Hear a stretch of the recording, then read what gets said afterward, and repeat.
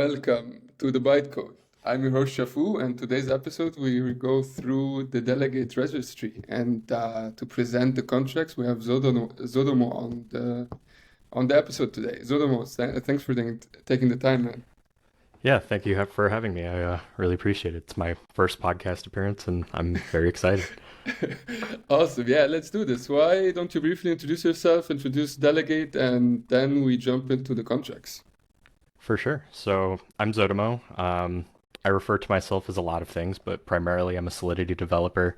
In the wild, you might see me refer to myself as an experimental developer, but I've honestly just been fascinated by what blockchain and interoperable platforms offer for the world. I think these technologies will reshape a lot of the ways people interact with not only the internet at large, but also with institutions and, uh, of course, their finances. So I'm very excited to be a part of a company trying to make the UX and the experience of all of those things a lot better, such as Delegate. And I believe our Delegate registry is a fundamental part in making that entire experience much better. Nice, nice. Yeah, maybe just out of interest, define an experimental dev. Oh, so a lot of it stems from how I kind of got started, right? So when I've been kind of involved with crypto from the very beginning. I discovered Bitcoin when I was like 12 or 13 years old, but at Mm. that time I had no comprehension of what money was. I didn't get any of the finances when you had all of these Bitcoin guys talking on Bitcoin Talk about the future of finance and how we're decentralizing and disintermediating government and institutional involvement in our finances. As someone who had no money or income, that part was lost to me. I just thought it was cool. I could burn some electricity and at that time buy games on Xbox Live with Bitcoin. So like I didn't care.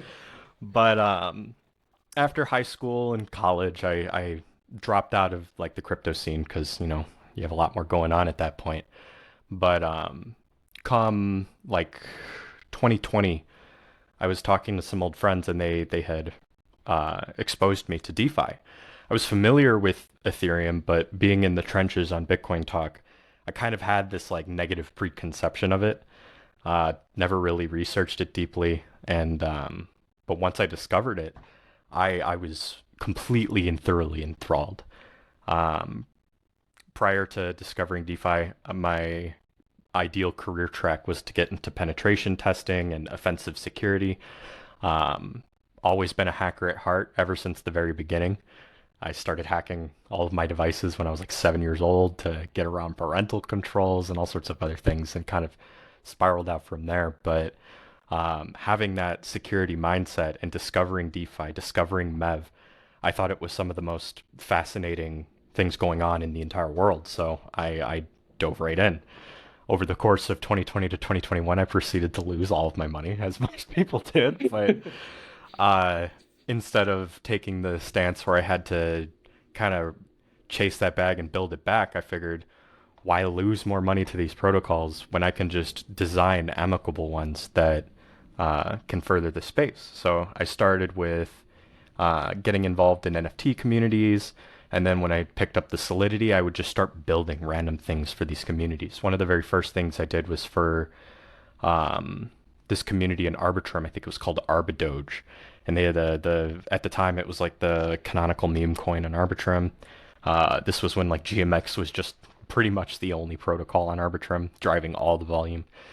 So I built just of my own volition this little gambling contract. It was basically just like it had a coin flip style game, it had a lottery style game, and I kind of just dropped it in their Telegram chat. And the devs, for obvious reasons, were like, we can't associate with this. We don't want the legal complications of gambling, blah, blah, blah, blah, blah. So it didn't really go anywhere, but that's kind of where it started. And then through a long series of similar things, I ended up in the Milady community. I ended up in the Primapes community. I ended up in all of these different NFT communities and just started building random things. And then the title of experimental dev kind of came out when I saw the derivative art scene unfolding around the Milady ecosystem. They were like the first NFT community, I believe, that really embraced derivative culture. And while it was really cool and had a lot of benefits, such as expanding the community through low value mints when the higher original collections may have been out of range for most people, it allowed them to grow. However, it was EV negative, right? Because all of the value being drawn into that ecosystem wasn't going to the core collections. So I guess my first like experimental project in that realm was building this um, derivative NFT system where I created all of this infrastructure for people to mint or create an NFT collection using our factory contracts and the custom ERC 721N template that I designed basically allows the deployer to specify between 5 and 100% of the mint funds to then use NFTX with and deepen the floor liquidity of like the parent collections. In Mm. simple terms, it's just in our community, it created a tool set where we could make Milady derivatives that directly pump Milady in an EV positive way for everybody by increasing the liquidity of the collections, but also kind of eliminating grift in in the process because it's kind of hard to get grifted as a community when your capital is directly benefiting your community, regardless of how poorly the NFT performs, right?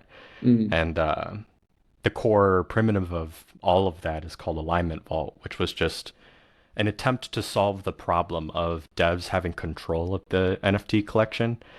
You can just put the funds in the NFT collection because it would be trivial to um, withdraw them or just put a withdraw function in. So I created this uh, vault style contract. It was basically a smart contract wallet owned by the NFT collection where all of the funds directed by this mechanism would go to this vault and it would only have a certain amount of functions purpose built for interacting with NFTX. So in that way, we were able to permanently and literally permanently deepen the liquidity of these collections, but not eliminate the capital efficiency of that liquidity and still allow the collection itself to claim the yield, and then the developers could direct that yield however they saw fit. Um, so that was like the first thing that really broke out. Since then, I've joined other communities like Mia Maker, where that whole tool set was launched through. We've done on-chain auctions of art. We've hosted literally in-person art auctions in California, but settled the auctions on chain. Mm. We have a lot of experimental stuff coming out there. And then I've also branched out to building other things that involve like infrastructure. Before I even got hired at Delegate, I had built this system since I discovered Delegate and the liquid Delegate system and everything. I found a way to build a staking contract where you could stake your asset in a platform, but still get like the delegated rights from that asset so that if anyone airdropped to your collection or anything, you could still claim it while your asset was staked. Mm. Um, and now the most ambitious goal I have to date is helping build clusters, our multi-wallet, multi-chain name service, trying to bring about the universal profile. Nice, nice. Yeah, so this is the first time we interact, Zodomo, so I didn't Mhm. know about your background, but yeah, super interesting, dude. Yeah, thank you. Really cool. Yeah, so talking about Delegate, let's jump yeah, what is Delegate exactly? What are you guys trying to achieve? So Delegate is a company that's hyper fixated on improving crypto UX while also improving security for users and making this entire ecosystem safer to use. The first product that was released by Delegate was called the Delegate Registry. It's an immutable public good designed to allow users to delegate the rights from their cold wallet to their hot wallet. That's the primary use case. Obviously, there's a variety of different ones that people could build on top of this, but the entire point was that if we could create a way where a user can keep a cold wallet cold, we can improve the security of their assets and completely eliminate the counterparty risk that they experience interacting with all of these smart contracts and these claims and these airdrops and whatever have you that we have going on nearly every day now. So the core thing behind the delegate registry is that I can go in here with my cold wallet, right? I've got just an example wallet propped up right now.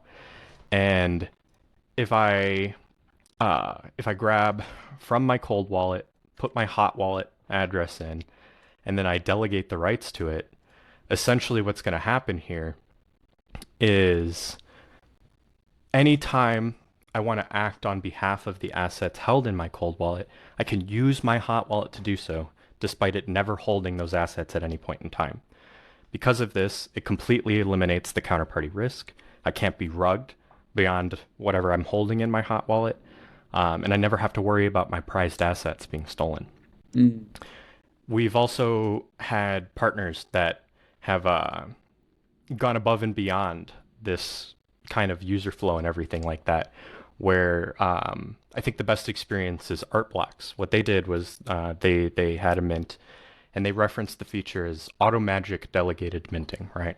Where you could hold your Art Blocks NFT that they were basically conducting an airdrop to, and using your hot wallet that only had a delegation, you could claim that airdrop, but have the NFT still directly sent to your cold wallet that held the original art block. So in that kind of a scenario, the asset that you're after never even has to go through your hot wallet at all, saving you not only time and money and gas fees, because you don't have to then transfer it to that cold wallet. It keeps the entire process non-custodial. Uh, and it can be used in a variety of different ways, but the primary use case is just making sure that we're protecting users um, and trying to improve their experience as much as possible.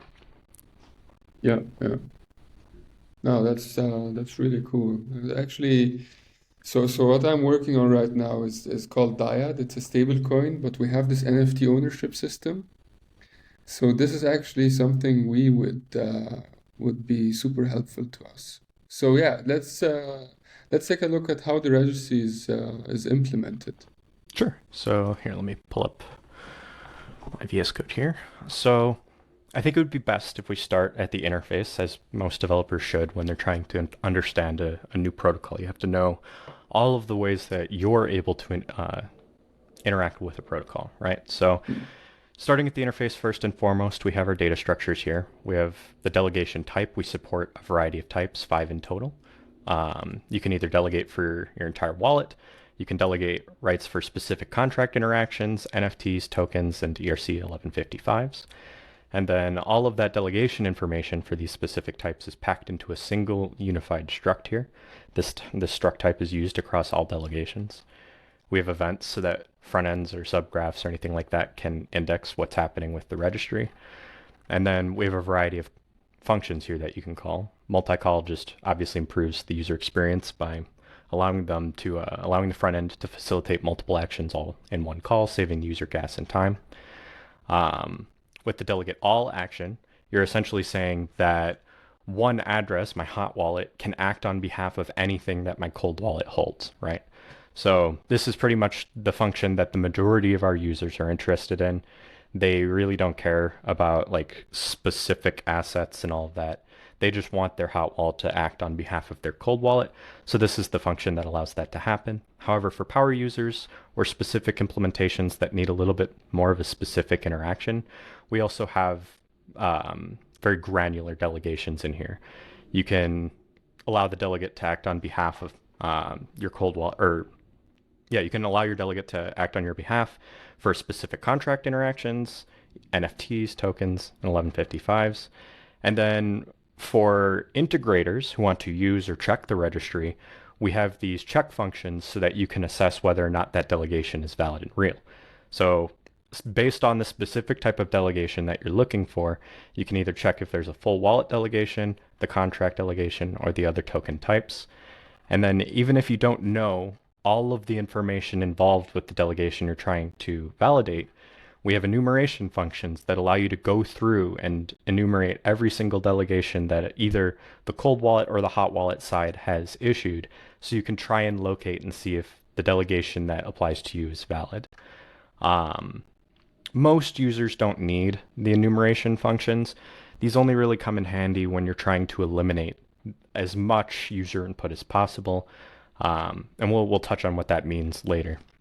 And then lastly, we have some hyper advanced functions to allow for direct reads of the contract storage. And this is being performed because we use the storage slot. We manually derive storage slot locations. So this kind of helps reading from that data manually as well, if anyone's interested in that. Now, if we go into the delegate registry contract, we'll see that there's a lot of imports up here, right? We actually standardize a lot of the operations within the delegate registry because the most important thing you have to keep in mind is when you're deriving your specific storage slots, instead of using solidity abstractions like mappings for everything, you have to be very careful with how you're not only generating the storage slot location, but saving information to them. So through standardization, we're able to make the entire system very safe and secure, and also very easy to understand. So we'll probably start here.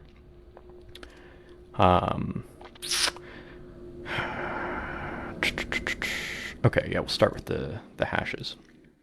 So in order for locating the hash, or generating a hash for a specific storage slot, we derive the slot location based on the type of delegation action you're occurring or you're issuing. We pack all of the relevant variables from your delegation into a catch-up 256 value, right? A bytes 32 value, and then we use that as the storage identifier. Because we're doing the encoding in a packed form on all of these values, it significantly reduces the chance of a storage slot collision, especially since in theory, you shouldn't have any two users putting in the same values. And on top of that, it allows you to easily overwrite existing delegations if you need to like revoke it or change it. And then here, let's dig a little deeper. So one of the things that we do to also identify what kind of delegation is occurring is we set basically the last byte of the storage slot, basically, or of the value saved, perhaps. And what that allows us to do is by just reading the delegation hash that we store, we can identify the exact type of delegation and derive all of the information from that delegation directly. Now, most people aren't familiar with setting storage values in this manner. The reason why we do it is because it saves the user substantial amounts of gas. Instead of relying on things like mappings, where the solidity language under the hood is abstracting basically this entire process, we're just doing it directly. And by avoiding all of those abstractions and all of those safety mechanisms, we're able to actually reduce the gas costs substantially. So here, if you get a delegation hash, which is emitted by all of the delegation functions that you'll do, you can put it in, and by checking against the last byte, we can identify what type of delegation it is. If we go into this location function, we can put in that delegation hash and get the exact EVM location slot. And then we can also use these helper functions to generate that hash. So these helper functions just take all of the different delegation data, all the relevant data, and then it packs it together and creates not only the hash, but also the location slot.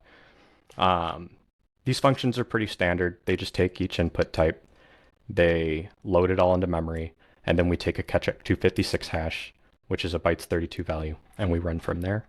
So I'm not necessarily going to cover the deep involvement of all of this assembly, but that's essentially what's just happening under the hood here. We take all the values, pack them together in a very specific way, and then we hash that value to get the location. And then using the location, we write the delegation hash, which is also generated with the same amount of information, just in a slightly different manner. If we go into our registry ops, we have a couple of different Boolean operations that we've standardized here. Yeah, so one question. Sure. So obviously this is a lot of work to manually basically implement your own mapping. Mm-hmm. How much gas exactly, if you know, does this save? I'm not familiar with the exact gas savings directly from using this method rather than mappings. I just know that when you have a mapping, right, you have to allocate all of the memory safely. You have to, all of that logic is happening under the hood, right? Solidity has to identify, okay, where's the storage slot? That takes gas. It has to manage putting the data in that storage slot correctly. And then if you have other types of like array data and everything like that, it also has to handle putting all of that in there. Using this method, we're able to not only compress all of the delegation information as much as possible, but we save the user a lot of S loads because all of those operations are simplified to as few storage slots as possible. That's not necessarily something you can get from just using Solidity's out-of-the-box mapping or other storage variables. Okay. But yeah, and then of course we have our storage operations. This is also where a lot of the gas savings are going to be realized here. Um, in case your viewers aren't aware, with EVM storage slots, you only have 32 bytes or 256 bits of data that you can pack in each and every slot. If you're trying to store any value or struct, often structs are where you encounter this, you'll find that if your data type exceeds 256 bits, it'll end up using multiple structs, or I mean multiple slots. So in order to minimize the amount of slots that we use, we pack our data into 32-byte arrangements when values being used allow for that. One of those such values are addresses, right? Because addresses are only 20 bytes, but you can't put two of them together because then you'll have 40 bytes, and that demands that you use two slots, even if you're packing both of those addresses into a struct. So what we do is we take, in the case of all of our delegations involving addresses, you'll have the from address, which is the cold wallet issuing the delegation. The to address is the hot wallet that is enacting that delegation.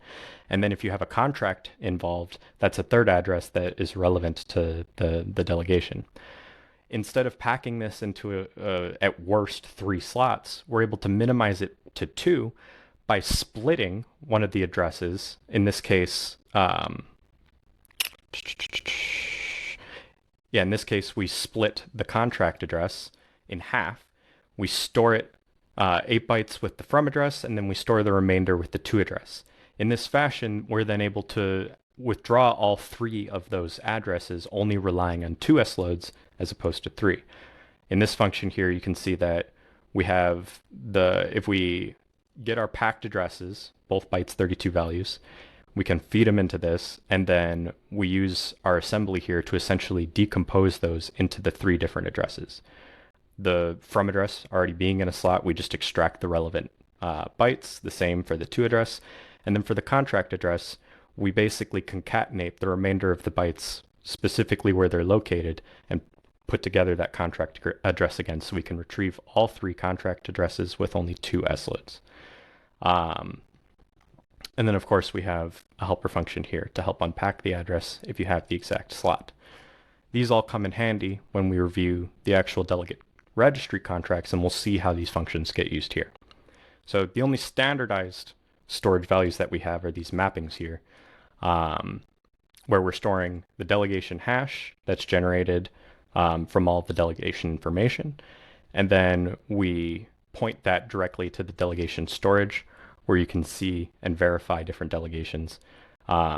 These outgoing and incoming delegation hash mappings are only to enumerate all of the delegations that are relevant to these 2 addresses, from the from, which is the cold wallet, and the to, which is the hot wallet side. So if you're interested in those delegations, you would rely on these. And then let's dig into the actual functions here. So the most common one being delegate all. This is where a user's just saying, I want my hot wallet to be able to act on behalf of any of my cold wallet's assets or contract interactions. So what we do here is we basically say, okay, the to address is the hot wallet that I'm delegating to. The rights field is basically a way to create subdelegations relevant to the integrating app. And what I mean by that is, say you're issuing, in the case of a contract delegation, you're saying, okay, I want this hot wallet to act only on behalf of my cold wallet in terms of claiming yield. I don't want it to be able to withdraw the asset. I only want it to be able to claim, right? Because that delegated party might not be you. It might be another contract, might be another party. You want to be able to control what actions that DeFi app that's integrating the registry allows that hot wallet to use. So this, while this field isn't directly implemented in this contract, it allows the integrator to create a scheme that they can use to basically assess what the delegation is for. So this field often gets populated by our partner apps. They'll compose the delegate transaction for the user. Anybody can, because our contracts are just primitives. They don't require the use of our website, and they're not owned. It's just a registry of information, so anyone can trigger any user to write to this. And in that fashion, they'll be able to encode the data that is relevant to them in this field, so that when they read it out later, They can see exactly what kind of actions the delegation allows for. And then, of course, a Boolean to turn the delegation on and off. So then, with all of this information involved, we then go to our hashes, our hash helper library here. If we find all hash, we'll see that we're passing in the from value, the rights value, and the to value. This function then receives all those values, packs them together accordingly, and returns a check hash of this information. That information is returned here. We then use our location helper function, which takes, we're just using the general location one.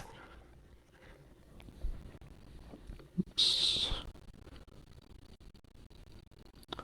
Find it in here. Yep, okay, so then we take that hash, pop it into here, and we get the computed EVM storage slot location that we're going to write this information to.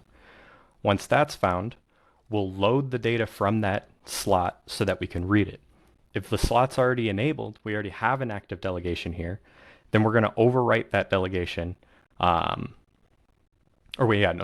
if we're enabling the delegation, we'll check if it's empty first. If it's empty, we'll push the delegation hashes to those enumeration functions.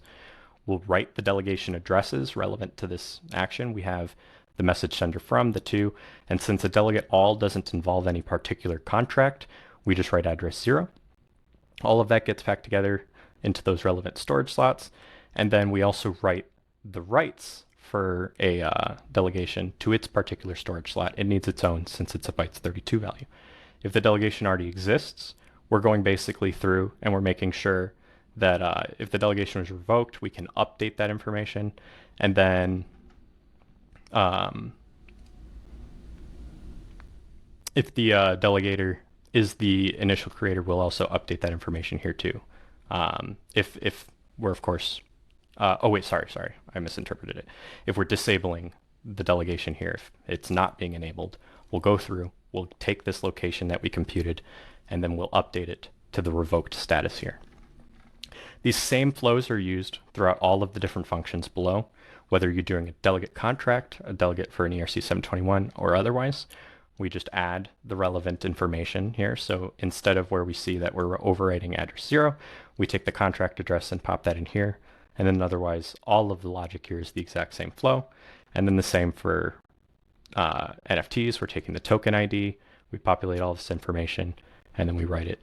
If we review the interface here, we can see the struct that we're creating throughout this process involves the delegation type, which are these values here essentially. We have the all type, the contract type, the relevant types. So I think I lost where I was. Yeah, so we've got the type being written, all of the relevant information, the bytes, 32 rights value, the contract. If it's a ERC 721, we're taking the token ID. If it's an ERC 20, we're taking the amount. And then if it's an ERC 1155, we're obviously populating both of these fields. And then for each of these actions, we're just writing accordingly, packing as much data as we can into each relevant storage slot, and then storing that value. When it comes to reading these values, we basically do the process in reverse, kind of. So we take all the values from the delegation that the user is checking for. We validate that that address is correct. We basically want to see, okay, we're validating that the hash at this location is valid. If it's not,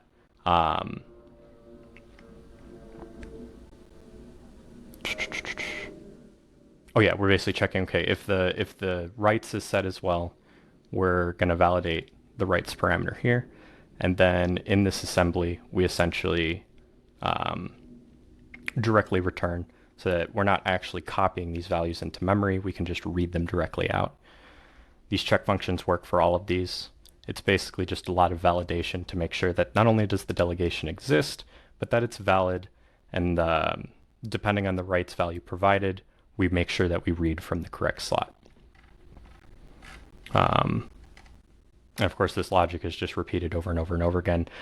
We have some specific functions, like when reading an ERC 20, we've got to make sure that we retrieve that UINT 256 amount value when dealing with the 721. We have to make sure here that we're getting the correct token ID. And then for an 1155, you'll also see that we use the token ID and the amount in our calculations here.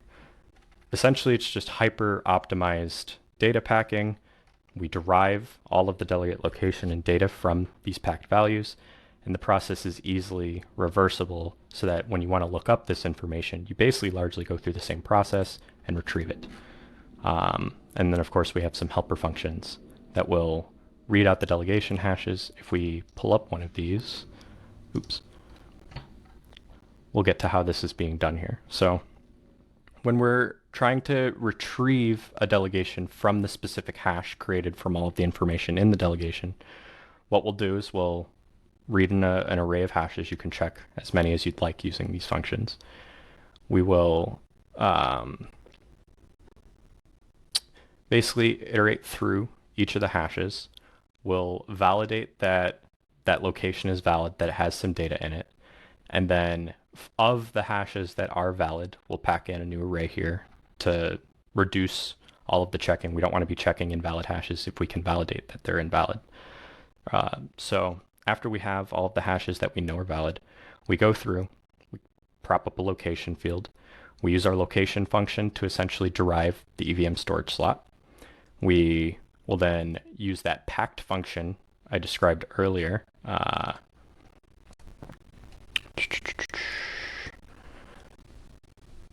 yeah, location.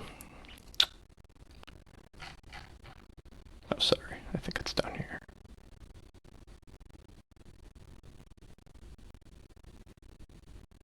Here we go. Yep. Hash goes in. We compute the storage slot of that hash. And then once we have that, we use this load delegation addresses function, which takes the slot. It unpacks it as described, where we get the two slots that represent these three addresses, and then basically concatenate and split all of those bytes into the respective three addresses. And then, man, I wish VS Code let me just go back in time to the last slide I was looking at. Okay. Once we have those addresses, then we basically pack the delegation struct here. We'll decode the hash where the last byte in that hash indicates the type. We get the to and from values from the addresses that we just retrieved, and then we load the specific storage slots that are involved for the rights parameter, the amount parameter, and the token ID parameter. Since all of these are 256-bit values, each of them have their own storage slot. And that's why you'll see up here that delegation storage, which is honestly just an array of storage slots. That's why there's 5 involved here. Do you have any questions so far? Have I lost you anywhere or misexplained anything? No, I think one question I had, is it possible, or I don't even know if that makes sense, but is it possible to have nested delegations? To be honest, I couldn't think of a use case, just something that popped into my mind. Are you referencing like having a delegation pointing towards another delegation, or? Yeah. Not exactly. We don't allow you to point like a cold wallet can't attest to a delegation that's attesting to another delegation. That doesn't quite work, but you can kind of get to something similar, right?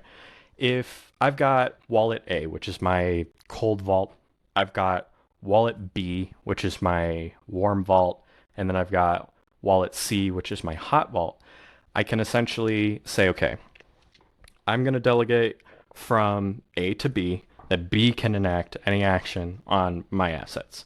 And then say B is like a contract, right? Where I can programmatically manage all of my funds or assets or anything like that. From B, I can delegate actions to wallet C, but this may get a little complicated because it's mainly on the implementer to honor those delegations, right? So from an implementation standpoint, a platform would have to read that address C has a delegation from address B. If B doesn't hold the assets, they would then have to check and see if B is delegated on behalf of any assets, and then they'd find A. So it's theoretically possible, but the implementation difficulty is entirely on the integrator. They would have to really know what they're doing to implement such a scheme, and beyond just allowing like a programmatic utility to manage funds on behalf of a wallet, and that programmatic utility might have like many of its own contract addresses that are separate, that might work. But one would just argue, why not just make that contract in the middle directly involve all of its functions and actions, right? If wallet B is responsible for those actions, it doesn't really make a lot of sense to further delegate those actions down the chain. It's an interesting topic. I haven't thought about that quite too much, honestly, because it's the first time I think any of us have been asked that. I certainly haven't, but it's an interesting thought exercise. I'll have to give that a little more thought, but without like a less complicated use case, I don't really think there's anything of value that you could really do with such a scheme. Yeah, yeah. No, makes sense. And talking about integrations would be also interesting to look at what an external protocol would need to do to integrate this. Great. So yeah, let's definitely move on to that, because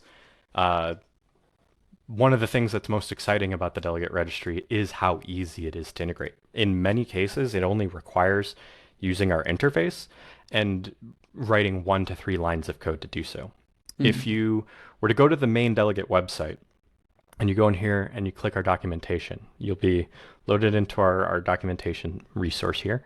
And right at the top here, we have integrate into your project, where we've provided some smart contract examples. And let's go through and cover these so we can describe how easy this process actually is.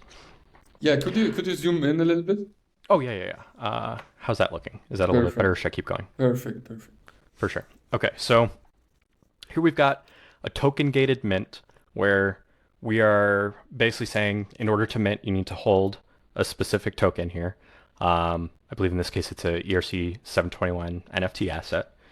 So if one wanted to integrate the delegate registry so that they could support users who'd like to keep this token in their cold wallet but claim from their hot wallet, this is how they'd go about doing that.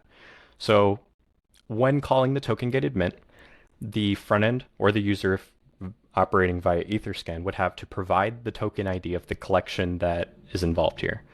So they'd provide all of the token IDs that they're executing a claim on. And then if you're obviously operating multiple mints per, or if you're issuing a mint per ID, you'd loop through them here. For each valid token ID, you're pulling in that token ID. You read the target NFT contract to get the owner address of that token ID, which in theory is the cold wallet that's issued the delegation. Then if the message sender is the token owner, so the holder of the owner's check, or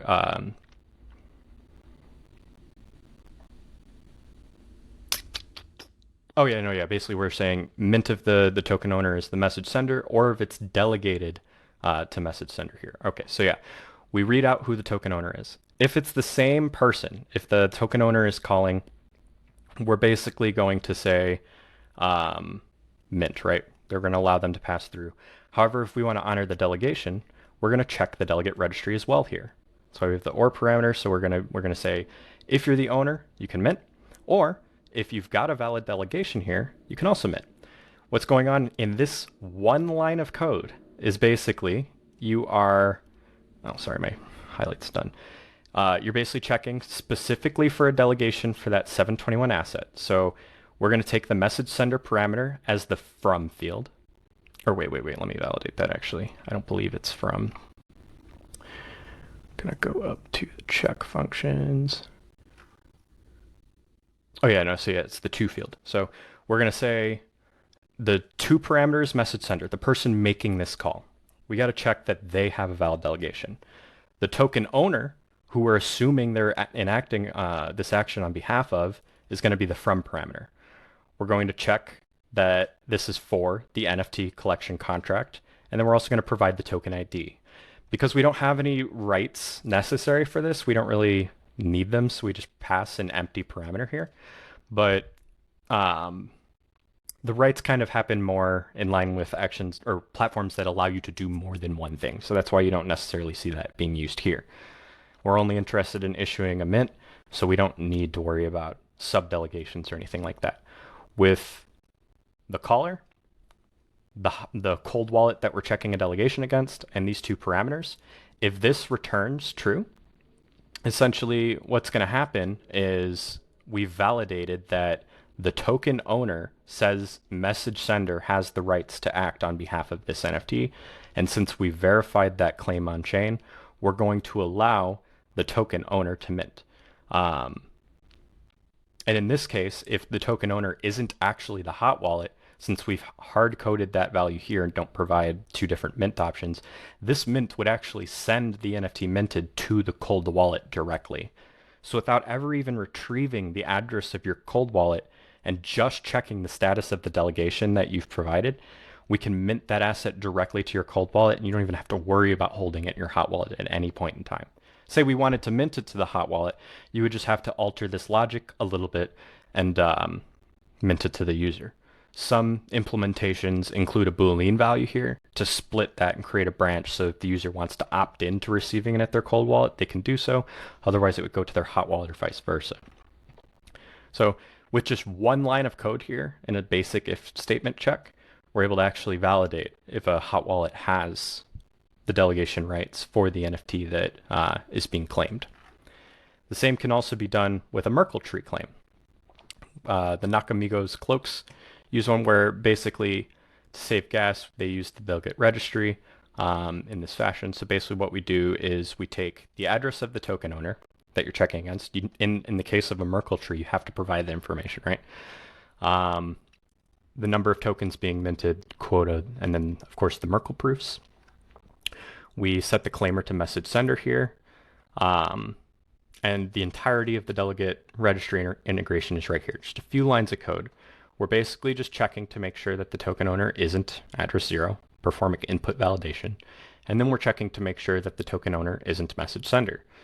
If the address provided is different than the claimer, we then check the Delegate registry.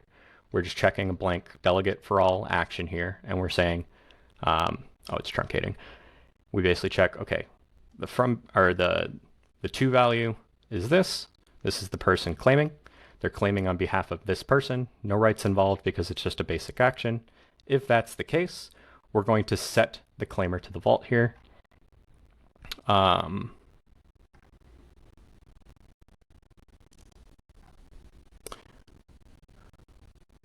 We might actually want to clarify here that the vault is the cold wallet. But yeah. And then, yeah, once that delegation has been performed, that's pretty much it. We can then process the rest of the Merkle-based claim, go through and validate that they're claiming for a value that they're allowed to have in the Merkle proof. We basically check just to make sure that the input is correct in terms of price spend. This kind of just is boilerplate Merkle proof-based claim code, but that's essentially what's happening here. We just validate that the caller has the rights to do this for this specific token, and we execute it that way. And then to even simplify things further, for those who might want a fundamental understanding of how this is and they don't want to see pre-composed examples, we also just walk the user through the flow of what's happening here. So if you've got a claim function, basically, you got to have 3 parts. You got to check if message sender is able to claim, whether you're using a Merkle tree or whatever have you. You got to check that message sender has already claimed, and then you basically process the claim here. To integrate this all in there, basically we got to specify the NFT contract that we're performing a claim against. If we're checking for an NFT claim or a contract claim or whatever have you. In this example, we provoke the user to give us the cold address directly. If we're not checking like for the holder of a token or anything like that, instead of enumerating every single delegation that the user has, which you could do if you're looking for a specific delegation for a specific contract address, you could go through without ever collecting the user's cold wallet, go through all those claims, and then when you find one for the relevant contract address, you could then use that delegation. But in order to save gas and simplify the process, and also have the user validate, oh, this is the address I want to claim on behalf of, you'd have them put that value in. You go through, again, that basic registry check where you're just checking, okay, on behalf of the contract address that we're checking here, I want to make sure that this participant can claim on this wallet's behalf for interactions with this contract. And if that goes true, then essentially we can say the delegation is valid. We set the requester to the cold wallet, and then we perform the claim on behalf of the requester. That's pretty much the straightforward flow. Nice, nice. Yeah, this is very easy to integrate. This is, yeah, really nice. Really nice. Yeah, it's very simple. At first, it's a little bit much to understand if you're not familiar with registry constructs, but with these examples, it pretty much becomes very easy to break down. And then we even go further to explain all of the nature of essentially what's happening here. We basically tell you the hot wallet is the message sender, the cold wallet is going to be the address provided. I personally prefer the option of just having the user specify what the address is because it doesn't require them to connect or anything like that. They can just provide it. In the event that a user has multiple vaults, this becomes ideal because if you have multiple vaults, you could delegate from all of those vaults to a single hot address that you're using to enact actions on their behalf. Some of our users do this because the registry eliminates all of the counterparty risk. So there's not really a danger in them having done this. But in order to avoid a case where you're just blindly sending an asset to an address that may not be the correct one for that user's preference, it's best to just save the gas on the enumeration and ask the user, hey, what address are you claiming a delegation against?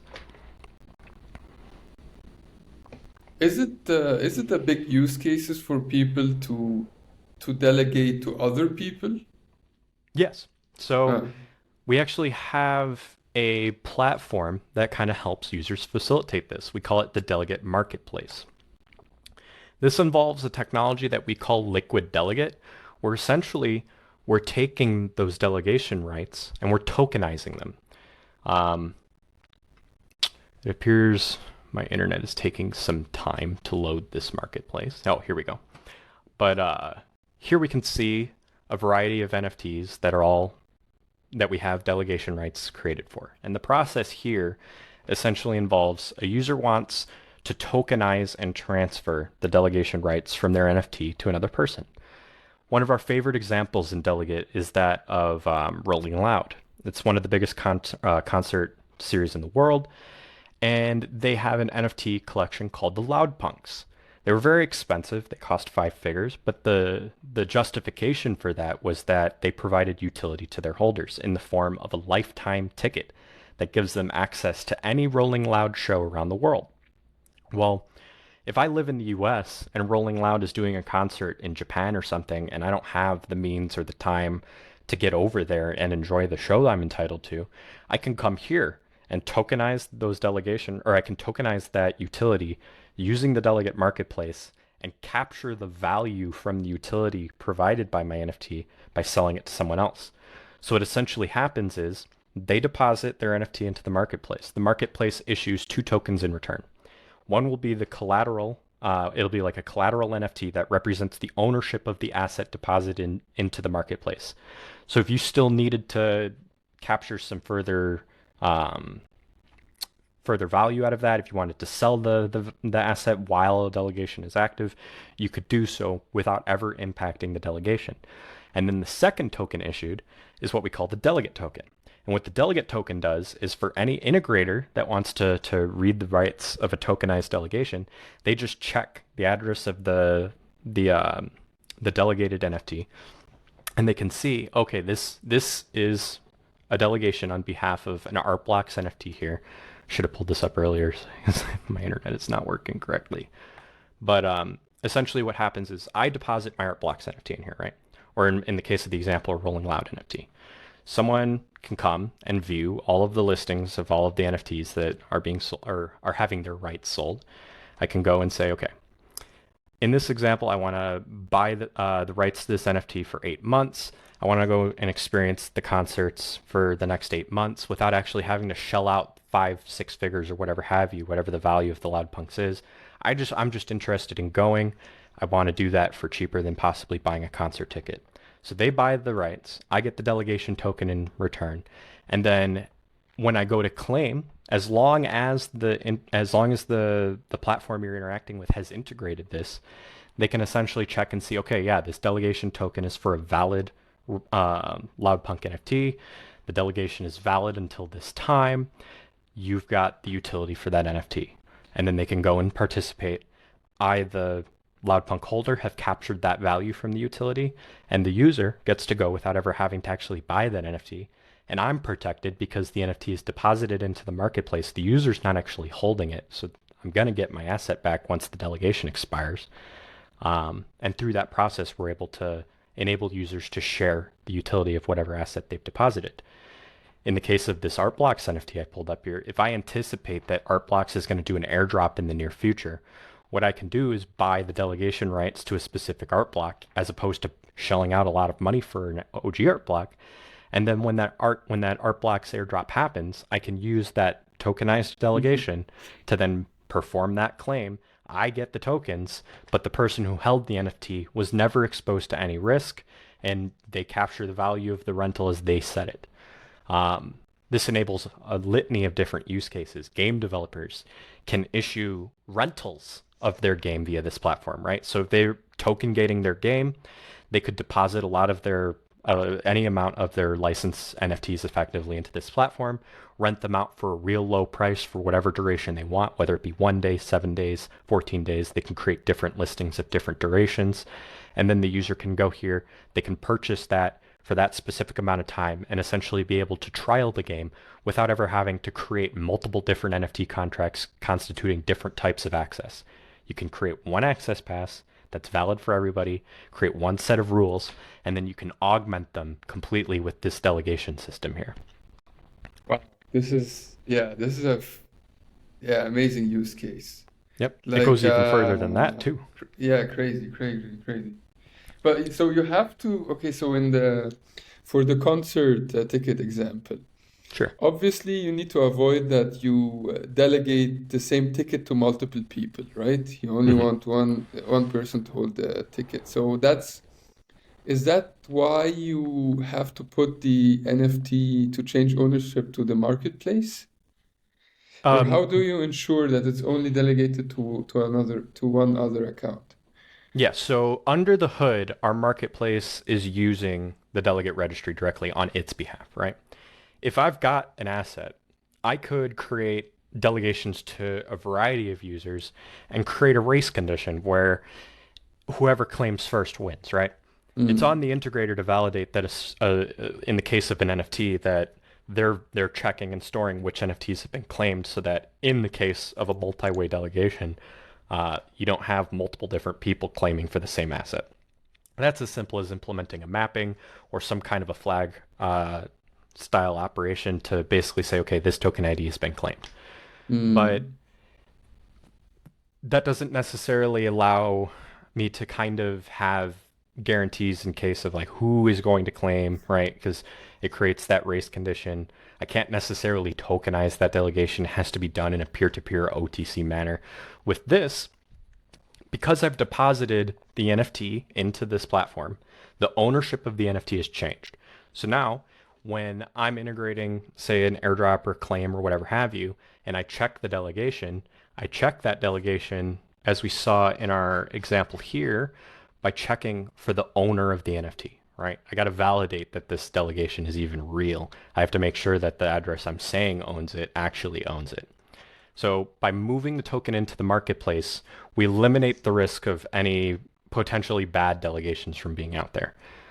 It's only mainly important because we're tokenizing the rights. We're going to make those rights tradable. So by depositing the asset into the marketplace, we've severed the tie with all those delegations, granted that the integrator is checking the ownership of that asset, right?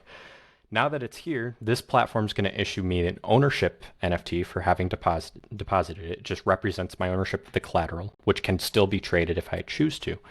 But when I create that listing, then it's going to create one single delegation. So if I'm integrating support for these liquid delegations, I can have assurances that there's only one delegation out there for this asset. I can make sure of that because only one delegation copy is being proposed or created here.